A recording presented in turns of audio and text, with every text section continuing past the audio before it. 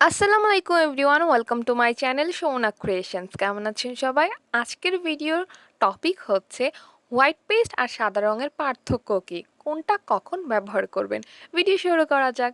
প্রথম কথা হচ্ছে হোয়াইট পেস্ট দিয়ে কিন্তু সাদা রং তৈরি হয়। এছাড়াও হোয়াইট পেস্ট ব্লকের কেমিক্যাল হিসাবে ব্যবহার করা হয়। আর এই যে সাদা রংটা দেখতে পাচ্ছেন, এটা কিন্তু রেডি অ্যাক্রামিন সাদা রং। তো হোয়াইট পেস্টের সাথে এনকে বাইন্ডার প্রয়োজনে অল্প এপ্রিটনও কিন্তু মিশিয়ে এরকম সাদা রঙটা তৈরি করা হয়। তো এই সাদা রঙের যে ঘনত্বটা আপনারা যদি দেখেন তাহলে বুঝতে পারবেন, আপনারা নিজেরাই বুঝতে পারবেন আসলে পার্থক্যটা এখানে কি। আমরা যখন হ্যান্ড পেইন্ট করি তখন কিন্তু আমাদের কেমিক্যালটা হতে হয় অনেকটাই পাতলা। আর হোয়াইট পেস্ট কিন্তু এমনিতেই কাজ করলে অনেক দেখা যায় শক্ত শক্ত লাগে, কাজটা ভালো লাগে না। আর হোয়াইট পেস্ট যদি আপনারা একদম অ্যানকে বাইন্ডার না মিশিয়ে কাজ করেন সেক্ষেত্রে কাজটা আরও শক্ত বেশি লাগবে। এখানে আমরা যদি একটু ঘনত্বটা দেখি তাহলে আপনারা বুঝতে পারবেন।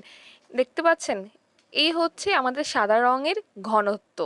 তো এই যে হোয়াইট পেস্টটা দেখছেন তার ঘনত্ব কিন্তু অনেক বেশি। এই হোয়াইট পেস্ট যদি সরাসরি আমরা কাপড়ে ব্যবহার করি তাহলে দেখা যাবে আমাদের কাপড়টা অনেক বেশি হার্ড হয়ে যাবে। যার জন্য কি করতে হবে, আমরা যদি হোয়াইট পেস্ট দিয়ে কাজ করি সেক্ষেত্রে এনকে বাইন্ডার দিতে হবে। আর যদি আমরা রং বানাই হোয়াইট পেস্ট দিয়ে সেক্ষেত্রে এনকে বাইন্ডার তার সাথে রং মেশাতে হবে। আর যদি সাদা রং হিসেবে ইউজ করি এনকে বাইন্ডার আর হচ্ছে হোয়াইট পেস্ট। তো পরিমাণটা হচ্ছে, প্রথমে হোয়াইট পেস্ট নেবেন। এটা পাতলা করার জন্য আপনার যতটুকু এনকে বাইন্ডার প্রয়োজন হবে ঠিক ততটুকুই নেবেন। এরকম ঝামেলা যদি না করতে চান যে এরকম অনেক ঝামেলা মনে হচ্ছে, সেক্ষেত্রে কিন্তু অ্যাক্রিলিকের রেডি এই কালারটা ব্যবহার করতে পারবেন। এই কালারটা যদি আপনারা মনে হয় যে দাম বেশি নিচ্ছে সেক্ষেত্রে আপনারা রেডি অ্যাক্রামিন কালার ইউজ করতে পারেন সাদা রং হিসেবে।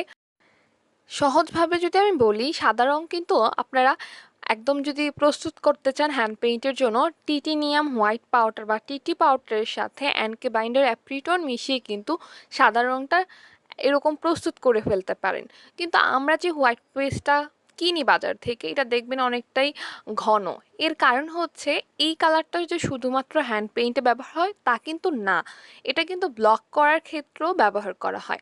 আর ব্লকের বেসের জন্য কিন্তু হোয়াইট পেস্ট ইউজ করা হয়, যার জন্য এটা এরকম ঘনত্ব অবস্থায় রাখা হয়। তো আপনার যদি মনে হয় যে আপনি হ্যান্ড পেইন্টে এটা ব্যবহার করবেন, আপনি এটার সাথে অ্যানকে বাইন্ডার ইউজ করে পাতলা করে নিতে হবে। তো অ্যানকে বাইন্ডার যে কোনো কেমিক্যালকেই পাতলা করতে সাহায্য করে, তাই এইখানেও আপনারা অ্যানকে বাইন্ডারটা ইউজ করবেন। এক্ষেত্রে দেখবেন আপনাদের কোনো নির্দিষ্ট মাপ নেই যে কতটুকু লাগবে। আপনার হোয়াইট পেস্টের ঘনত্বটা যেমন, এটা পাতলা আপনি যেমন করতে চান ঠিক ততটুকুই অ্যানকে বাইন্ডার দিবেন।